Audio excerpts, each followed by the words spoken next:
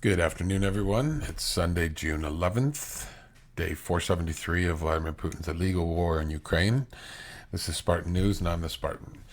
Um, this is your Frontline update, kind of a midday Frontline update. I want to start off by covering off the Russian war losses for the last 24 hours, and then after that, we'll go into some interesting map and frontline updates that'll kind of catch you up on what's been happening over the last 24 hours. There's so much happening, but this is basically my attempt to just try to catch you up on some of the key interesting points and some nice videos.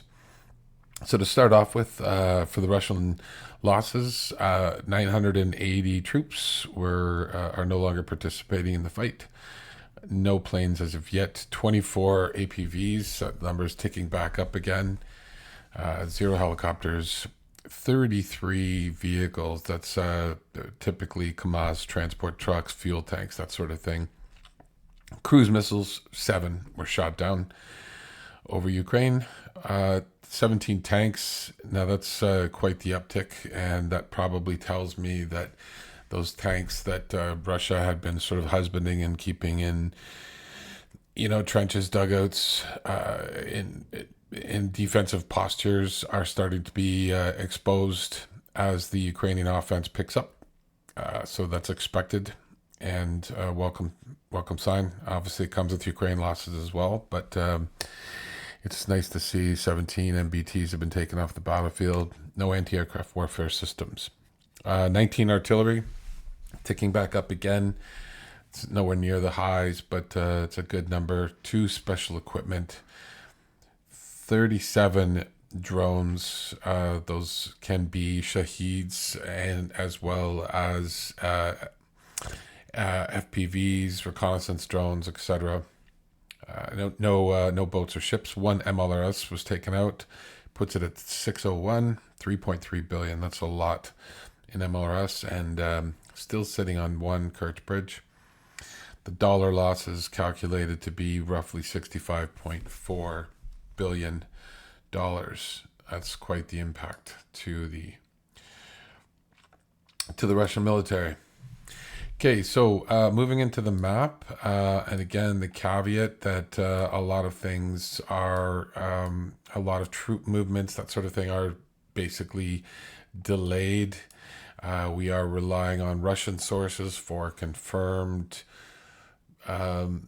some confirmed movement, unless we have video evidence of, let's say, a flag raising over a liberated town, and then that is something that we can basically confirm while maintaining operational security and not letting the cat out of the bag on anything.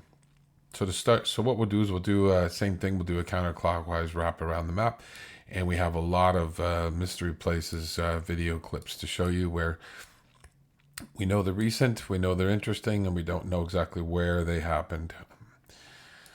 So to start off with, Ukrainian ground forces, operational strategic group of troops crushed and impaired 68 units of Russian military equipment in the direction of Tavnaya, Zaporizhzhia Oblast. And this is quite the strike. Just one moment.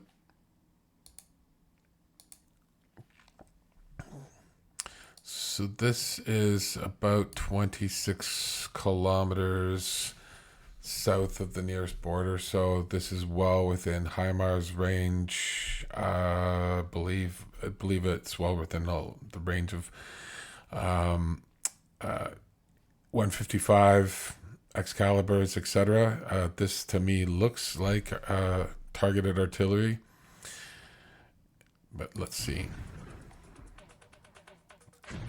Oh, no. And we can't, unfortunately, play Ferris Bueller Day Off. They are picking this building apart.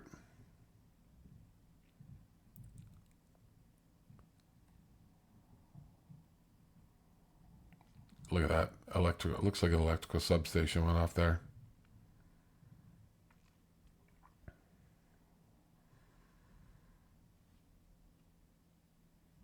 Something's cooking off there, too.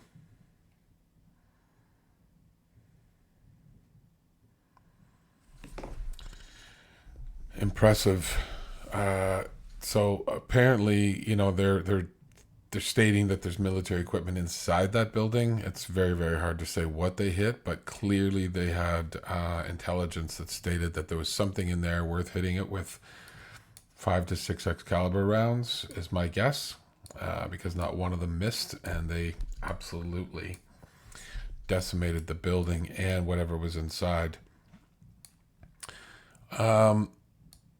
So moving over as far as some confirmed troop movements. So July 11th, as of 3:30, Lipkova, Neshkushny, and Lavadny during fierce battles and at the cost of huge losses of personnel were occupied by the enemy, said Vladimir Novikov, commander of the Russian Troy Volunteer Battalion. So I actually have to move this map over like that, because Russians are confirming that that village has been lost as well. I'm going to stop using this blue line because every time I have to use a blue line, I have to add another annotation over on the map over here, and this map key only allows you to have so many inputs before it stops. And so I'm going to just start tracking lost villages with a green L. So it's green is good for the Ukrainians and L is the loss for the Russians. So these 3 particular villages were confirmed to have been taken by the Ukrainians. This one is Neskushny. I'll get them off the name so I can read them to you. And Storosheve and Blahadatne. Blahadatne is a nice one because we actually have a video of our first flag raising in the new, air quote, new counteroffensive. Here we go.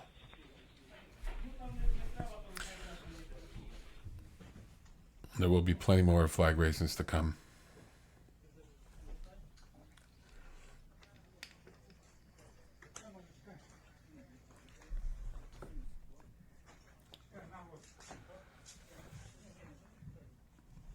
It's got to be an immense sense of pride.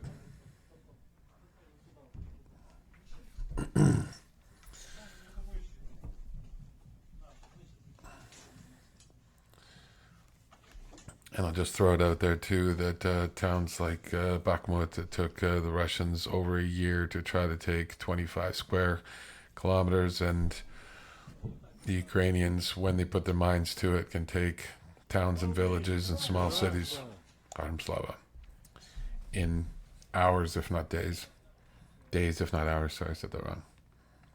There we go. The first flag raising.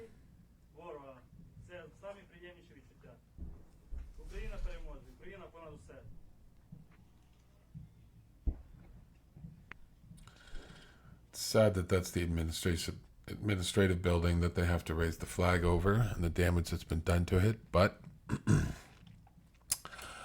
more to come. Trust. Now I didn't go into there. There are rumors, and again, I'm not going to put anything down that's either not confirmed taken by the Ukrainians or confirmed losses and retreats by the Russians. I'm not going to put any rumors down where it's a Russian source, or sorry, Ukrainian source, basically saying, "Hey, I think our troops are moving here," or "Hey, I think we've taken Marinka," or something like that. I'm not going to be doing that because I'm basically trying to adhere to the OPSEC guidelines, which basically relies on sources that are not going to hurt any Ukrainian efforts and are not going to tip off any Russians that may be sort of monitoring online chat or that sort of thing. Not to say that I'm going to be a source of Russian intelligence gathering anytime soon, but okay, so moving over to the Bakhmut area, the Ukrainian assault forces continue to attack Russia's army fortified positions in the Bakhmut district.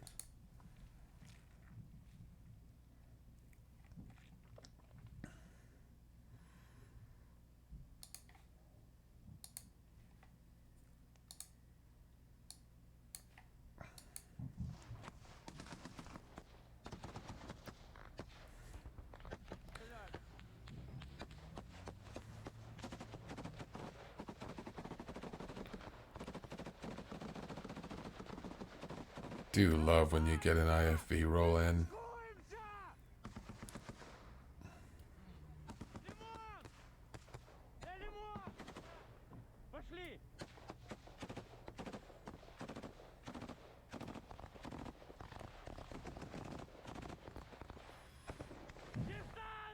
Oh, you saw that.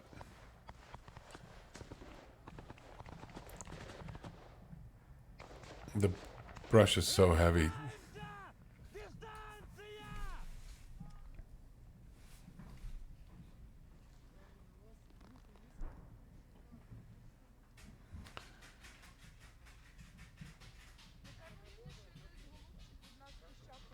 А ну дай попробую, покажи. Да.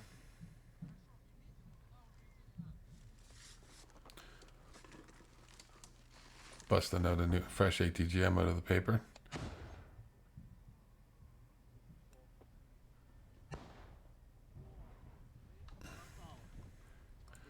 It's a pretty long distance shot by the amount of time it took for that to land and explode. So I just thought that would be some interesting combat footage to see. Moving on up into the mystery places, this is where we have, and this is probably going to continue, where you're going to have a lot of footage, and due to OPSEC, the Ukrainians are not going to be volunteering. This is where it's from, no geolocation, that sort of thing, which I'm totally fine with, but it gives you a good slice of life. So we'll go top to bottom. We're going to So to start off with, the Ukrainian Ground Forces 30th Prince Konstantinov Ostrowski Mechanized Brigade continues to disperse the Russian armed forces and tear down their weapons. Location to be determined. Uh-oh.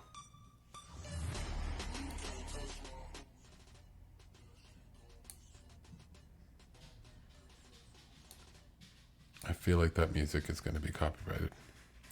So you see Russians moving from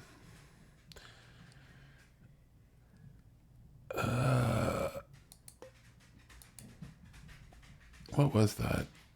Sorry, I'm going to back that up. I thought that was an artillery piece for a second.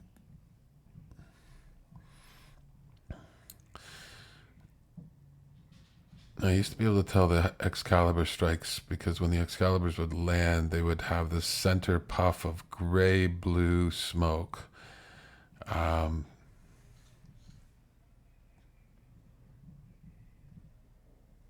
hard to tell. Anyways, nothing too informative there, just some interesting, and again, as always, the combined arms with frontline troops, drones, artillery. Vehicles belonging to the Kadyrovites being hit by FPV drones. I don't think they're going to post this on TikTok.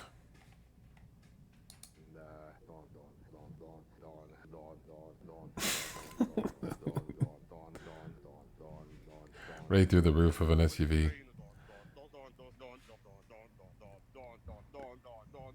And that pickup truck is not going to hold up well. So the Kadyrovites are enjoying what the Wagnerites and regular Russian MOD have had to deal with for ever. A thermobaric grenade dropped from a drone belonging to the 50th Motorized Brigade.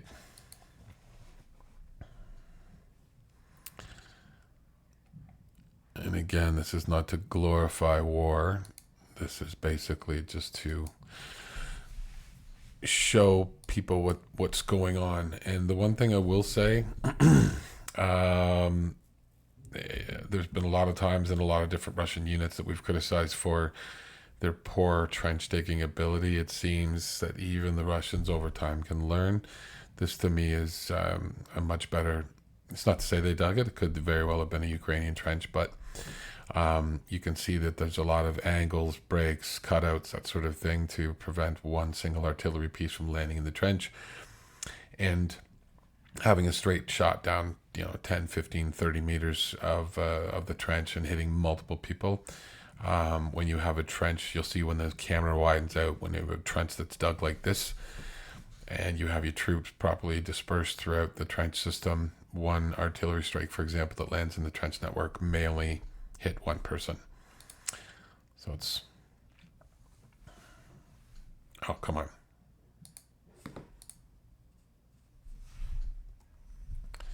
That whole preamble, and then it... One moment, please.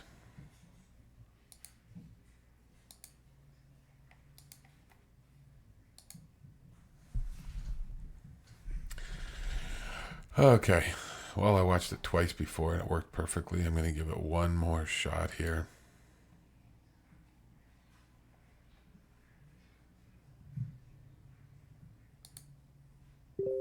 There we go. Maybe it's the audio that's throwing it off there. Teasing me.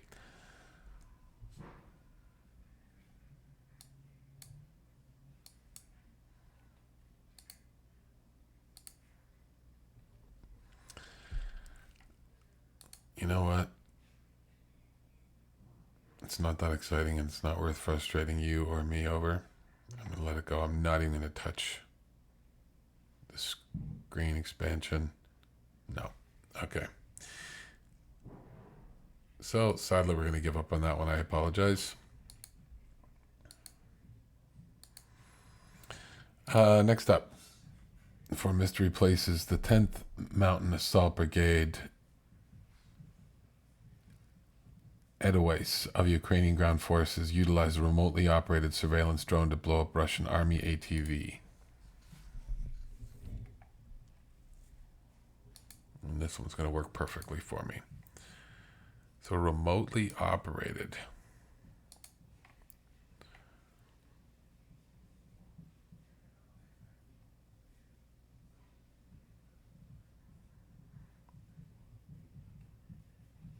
So I know they've got drones that they can drive around with anti-tank mines on top of them. They drive the drones underneath APVs and tanks, APCs and tanks, and detonate it. And I'm wondering if that's what happened here. You can't tell. Can't tell. Anyways, remotely operated surveillance drone to blow up the Russian Army ATV. Anyways, interesting. Nice hit. Next up, PMC Wagner will not sign any contracts with Shoigu. Unfortunately, most Putin military units are not as efficient as Sergei Shoigu's. The Russian Federation Minister of Defense cannot properly manage military formations, claims Evgeny Prigozhin, CEO of Wagner. So let's watch this video. There's additional fragmentation.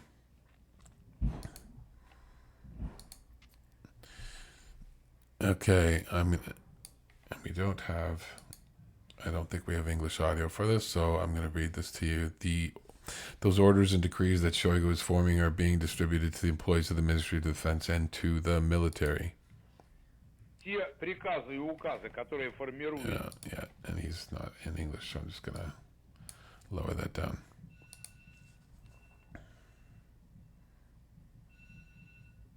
This sounds like it's a phone call. Wagner will not sign any contracts with Shoigu. Wagner is organically integrated into the general system. Wagner agrees to its actions with the generals on the right, on the left, with the commanders of the units. So he's basically saying ignore the big dog, but we'll work with all of our fellow military units.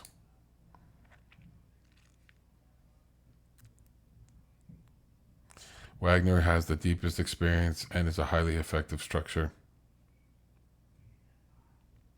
Unfortunately, most military units do not have such efficiency. And it is precisely because Shoigu cannot normally manage military formations. Therefore, the orders and decrees that he will write are being distributed exclusively to the Ministry of Defense and those who are within the Ministry of Defense.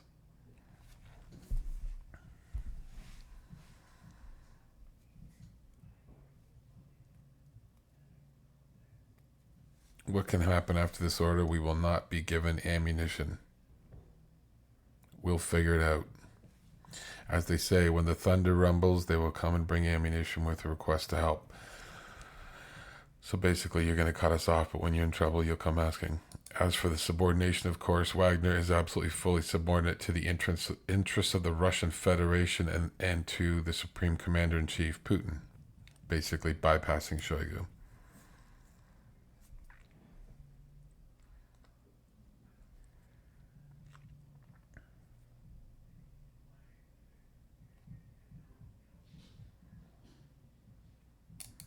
On the territory, according to orders of Gerasimov and Shoigu, Wagner agrees to all its actions and fulfills the tasks set by General Surovikin. So that was that bald general who was originally put in charge, who was the one responsible for creating all the defenses and the withdrawal from the west bank of the Dnipro in the Kherson region. Basically, he was recognized as probably the most effective supreme military commander that the Russians have had over the last 16 months. But he's also loyal to Prigozhin, so he was basically removed.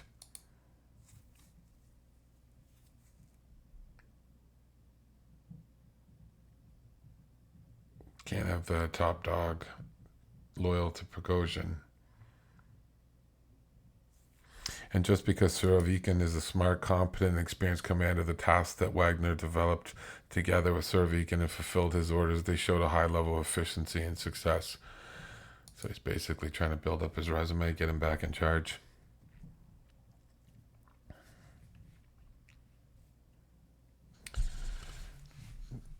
I will give Shoigu or Prigozhin a little bit of credit. He is trying to play some 3D chess with optics, politics, public displays, and trying to be a man of the people.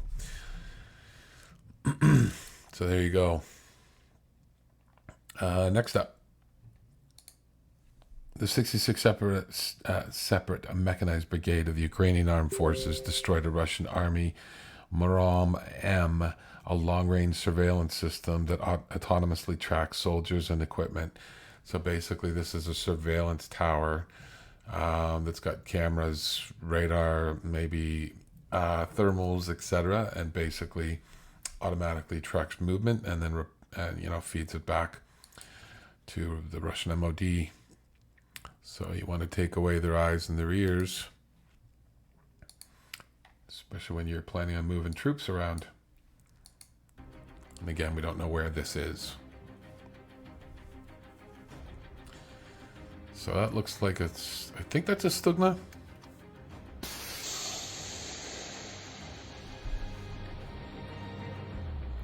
Flies and sounds like a Stugna, leads the same trail. Watching. Pop. Nice hit. And you're going to see a close-up. Here's where she hit. Took all the electronics off that tower. No more eyes and ears for that sector. Very nice. Next up, for mystery places, the Ukrainian artillery hit one of the enemy ammo storages with accurate fire. What do you think was in that house? So this is kind of a unique explosion. It doesn't go off like oil, gas, doesn't go off like ammo.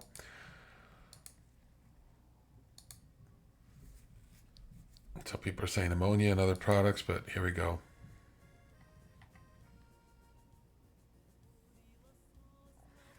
So we didn't see the original hit, but something's cooking.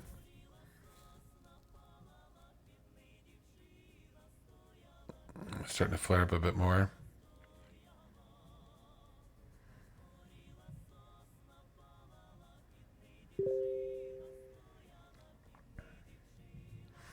maybe it's small ammo, first of all.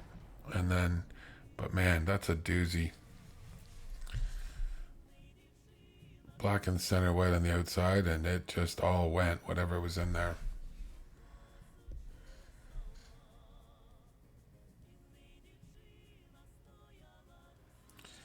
And no cook-offs of rounds and that sort of thing. So who knows? Always a guess, unless you've got eyes on. In the Russian-occupied south of Ukraine, as a result of joint operations of the 131st Separate Reconnaissance Battalion, the 73rd Marine Operations Center, and the 406th Artillery Brigade, a Russian RP-377 LLA Lorendit, a radio electronic warfare complex, was discovered and destroyed. So, unlike the IRIS-T claim from the Russians 2 days ago, when the Ukrainians say they hit radar and or electronic warfare, they hit it.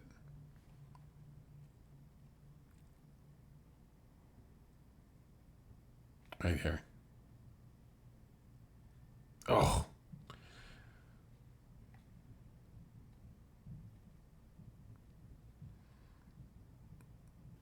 I have no idea what that was. What? Yeah, that looks like artillery. It looks like 155, I guess. What a hit. Didn't hit the roof of the building. Didn't hit the little white object out front. Just basically next to none of the vehicles showing from straight above, and nailed it. It's incredible. It's the CEP of circular era probability of Excaliburs is like, what is it, 9 feet or something like that. They basically put it on your dining room table from 20 miles away. Terrorist Gherkin Strelko asked, where is Putin? Is there a Putin at all? Here's some trolling or questioning. Basically, Bunker Putler has not been seen, and you see Zelensky out and about visiting flood zones and world leaders, and Vlad the Impaler is nowhere to be seen. Can Putin actually? Let me. Oh, mute the Russian. No. Can Putin break his promise not to kill Zelensky? As I said earlier, based on Putin's behavior, the question that I have is there a Putin at all?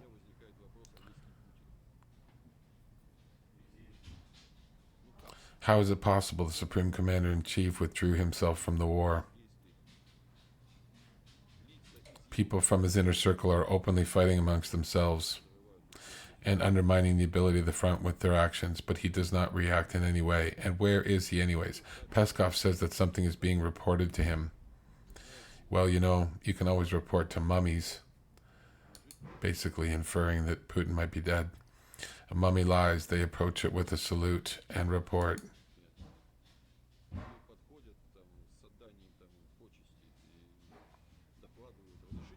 Allow me to report. Here's this and this. The mummy is silent. Reported? Reported. The outcome is clear. This is how behavior of the Supreme Commander-in-Chief looks like in our country. Exactly like this. Basically, he's absent, asleep at the switch, whatever you want to call it. People can say they're reporting to him, but he might not be listening. He might not be able to listen.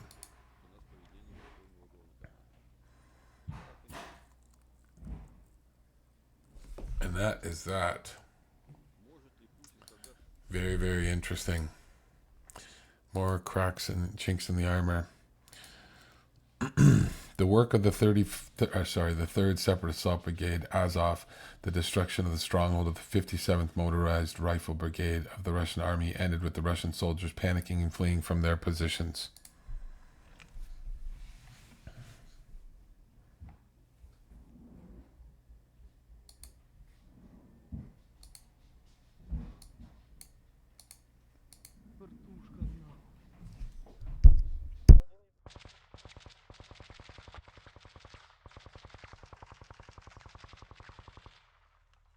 Бля, нас уже бачать.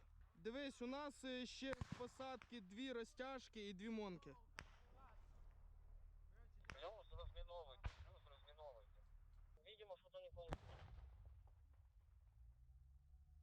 Що взірвалось?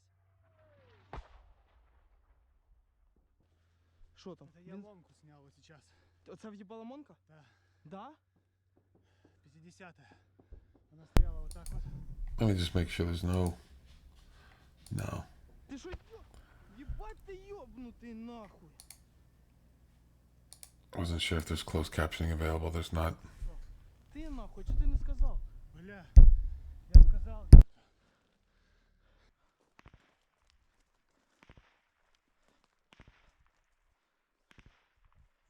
сейчас. Ну, видишь, что разрывает и подальше иди. Що, пробуємо витягнутися, насипати всередину нахуй, там де пулеметчик. І пробуємо, блядь, перебігти на їбати.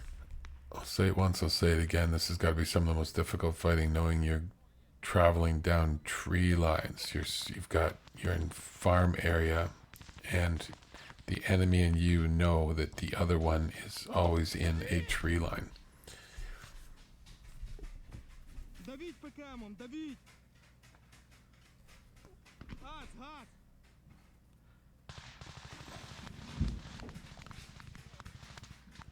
He took some fire, and sounds like somebody with a PKM or something is returning. And there is probably a mortar round, Це що було, братан? or there's artillery. Maybe. Піда ремонтки їбашуть внутрі посадки. Да, перед вами 10 метров окопная линия. Запитайте гранат. Братан, надо, щоб ви в посадку теж ныряли.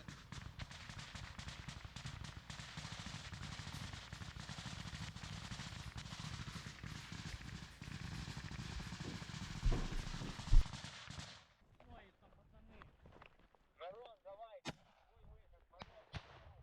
Та я бачу, де посадка. Народ, погнали. Братан, Fire off a grenade, take some cover. Вдаль. Да пацанів туди далі. Економте БК, економте БК.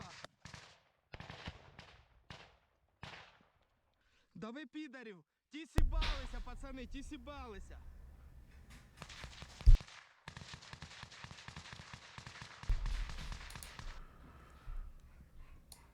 Can see somebody moving right there.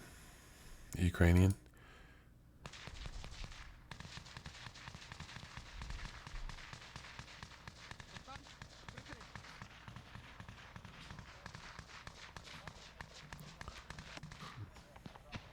Давай, братан, пішов. Looks like they're going after this stand of trees there. Давай.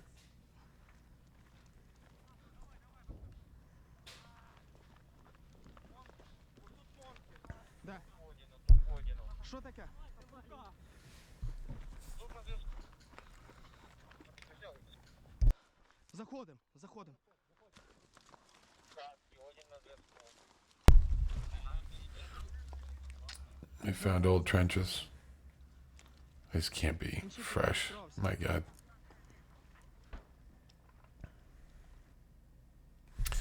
And that is that. Just some frontline unknown combat footage. Okay, the second last thing we're going to have is 1420. If you've never gone to the 1420 channel, I strongly recommend it. Basically, it is a Russian citizen, usually walking around the streets of Moscow or other Russian cities, and asking innocent questions that don't violate. Oh no, I don't have the link. One moment. 1420.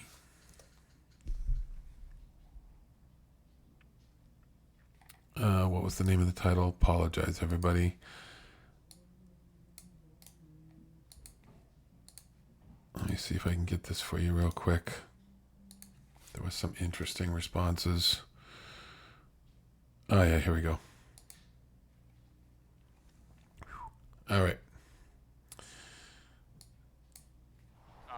В общем, тема такая. So basically, are Russians scared of Ukraine's counteroffensive? So a lot of people are panicking about a possible Ukrainian Сейчас counterattack. очень много людей Actually, I'll just let паникуют you из-за guys read it. возможного контрнаступления Украины. Вот что думаете на эту тему? Ничего. Ну, как думаете, это возможно или нет? То есть сейчас панику создают эти дроны, в Шебекино, по-моему, тоже какие-то события происходили, дома разрушены. И Ну, есть какая-то на данный момент тревога по этому моменту? да нет вообще ничего. Ой, я такое не комментирую. Ну, стараюсь избегать всего этого. Это может быть как-то эгоистично, но мне это очень тяжело дается. Поэтому... Мгм. Ну, вот какие-то страхи есть на эту тему или какие мысли в общем? В общем, да, особо никаких страхов нету пока что. I'm always interested to watch their facial expressions. You can see some people are very pro-Ukrainian or anti-Russian. Some people are very pro-Russian, anti-Ukrainian. Some people are, it seems like the majority are watching their words and basically they think about what they're going to say because they don't want the state to get a hold of it and come back and punish them for it. So they very careful in what they say and how they say it. Будем смотреть по ситуации. Украина деньги, наступление, надо им денег. Вот они говорят, будем наступать, дайте нам денег, все. Оружие там, все, ну в этом дело. То есть будут с Америки, с Европы Конечно. выкачивать? Да. Мгм. Мы, наверное, дойдем до границ Польши. Только не сейчас, а год, два, три, мы дойдем. In a year or two, we'll reach the Polish border. Вот этим и получится. Больно-то не вникала. Но я думаю, да, они могут пойти в контрнаступление. Какой-то страх на эту тему есть? Конечно. Я всегда переживаю за наших ребят, во-первых. Ну это же дети наши. И все, хотелось бы, чтобы это все закончилось. Я, как любая мама, хотела бы здоровья всем. Ну и все матеря, наверное, хотя бы с украинской стороны, с нашей стороны. Все любят своих детей, хотя бы, чтобы это все быстрее разрешилось, дети вернулись домой. Мгм. А как можно повлиять вообще на то, чтобы быстрее закончилось? И можно ли вообще? Как повлиять? Ну это только... I think the questioner there was trying to lead her into, maybe a statement about withdrawal or something like that, but she's giving fairly honest answers, it seems like. разум наших руководителей. То есть мы просто только ждать можем. Да, а мы что еще можем? Только молиться и ждать. Если бы была возможность, я бы пошла тоже за наших ребят, помогать даже пошла. Две сильные державы могут дать друг другу сильный отпор. Посмотрим. Украина и Россия? Да? Oh, just got somebody to admit that Ukraine's a strong power. Украине помогают многие страны. В России сильный ВПК. Шансы примерно равны, судя по тому, что там происходит на линии боевого соприкосновения. Мгм. Вот сейчас такие события происходят, что и некоторые города России уже там под обстрелом, взрывы Да, происходят. моя родная Белгородская область. И она то беспилотники падают, то и ну, всякое такое. Родственники, которые в Украине, тоже самое испытывают. Я говорю, у обеих сторон примерно те же проблемы. Ну я не верю, что они будут наступать. Потому что у нас армия большая, сильная. He's saying he doesn't believe the Ukrainians will attack because we have a large and strong army, but the Ukrainians already took Russian territory, or at least Ukrainian-backed Russian separatists already took Russian territory for a short period of time. No idea if they're still there or not. И дураком надо быть, чтобы нападать на Россию.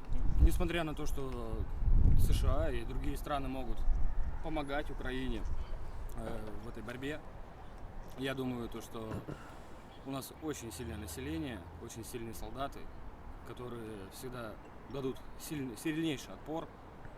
И техника наша, которая расположена на боевых базах и вообще по всей России, не допустит такой ситуации, чтобы вообще Украина попыталась вторгнуться на наши земли. You should check the news. Не может проиграть. A nuclear Мы power же не cannot там, lose. даже если будем проигрывать ядерное оружие. А у нас не будет вариантов. То есть либо победа, либо уничтожение всего Да. мира. Either we win or we destroy the world. Yes. То тут все просто. Либо мы, либо они. Either they win or we Вот мы win. как-то можем повлиять на это, чтобы Лично люди? все закончилось, да? Я думаю, нет. хотелось бы, но как все видят ситуацию, то не знаю, некоторые даже вообще не знают, что происходит. То есть, как бы так. Будут больше дронов, если прилетать, тогда может как-то народ более-менее активизируется. New this morning, the Russian capital getting a first-hand sense of war after an alleged drone attack. Here you see a plume of smoke rising, and take a look at this. You can actually see a drone flying over the city as a man points out of his window. Просто я слышал уже то, что в некоторых наших городах появляются там взрывы и выстрелы, и даже в Москве, вот, до Москвы долетают какие-то дроны. Так Вот они же не чем это налетели, связано? насколько я знаю. Нет, там What a lot of people don't realize is they didn't make it to Moscow because of the fact that the Ukrainians or whoever sent those drones, 32 of them, I believe, were very smart, and they actually sent unarmed kind of warning shot drones into the residential areas of Moscow's elite. So to possibly drive a wedge between the elite and the average citizen. на Ленинском здание врезалось. Ну, я И где-то вообще еще в считаю, Москве. честно сказать, то, что все это шоу больших людей, чтобы тревожить наши сердца рабочие, чтобы мы немножко трепещали и боялись. Большие люди это кто? Это Ну, кто у власти, а кто у власти, неизвестно. То ли президенты, то ли люди должны быть, но всяко не люди. То есть думаете, кто-то даже там президентом и всякими высшими чинами, которые управляют страной, Ну да, управляют ну вы сверху? сами подумайте, 21 век, а мы воюем человек с человеком. Я считаю, что это вообще все неправильно. В нашем веке мы должны бы уже осваивать космос, как минимум. Нет, ничего не думаю. Из-за чего так? I'm not scared. А почему? I От don't меня care. ничего не зависит от моего решения. Есть командование, пусть думают. Я что могу решить? Призовут, пойду. Я медсестра.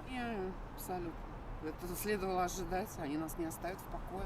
То есть, They won't leave our country alone. Задрать на клочки. Я против этого. то есть, Я не хочу жить в резервации, как индейцы. Я хочу, чтобы моя внучка училась в школе, жила в своей стране, любит. Оно как начнется, так и закончится. Вот. Силы несопоставимы, так сказать. Все-таки, да. Так или иначе, всему придет конец. No, the forces aren't comparable. One's motivated in his high-tech equipment and training, and one doesn't.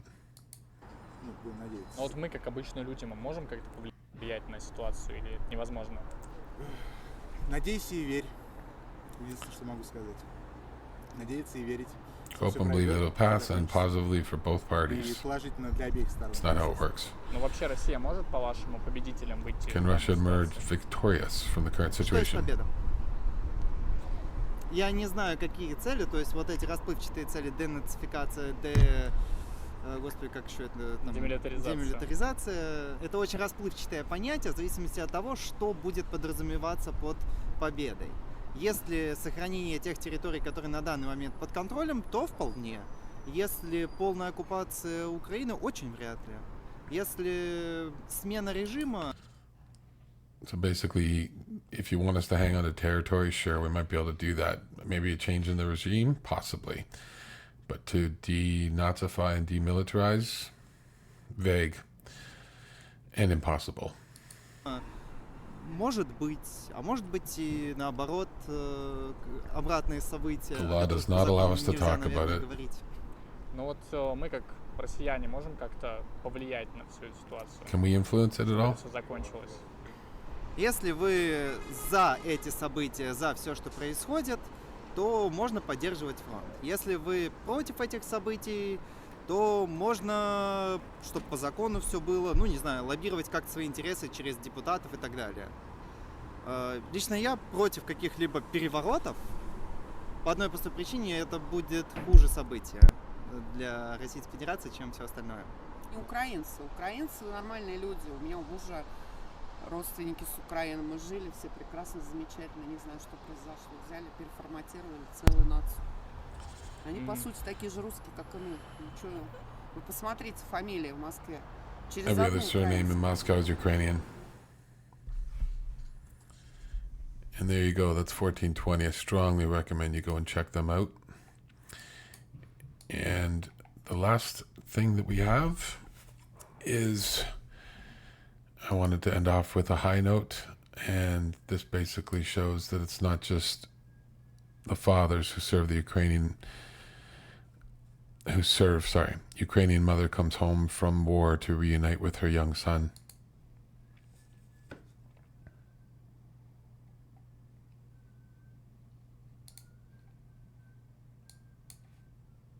I truly love these homecomings.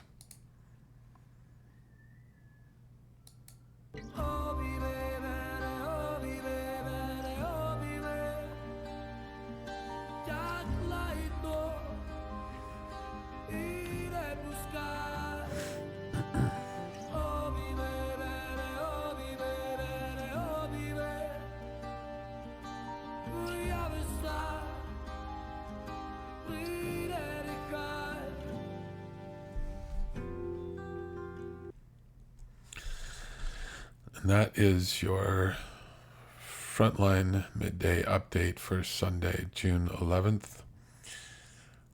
Slava Ukraini.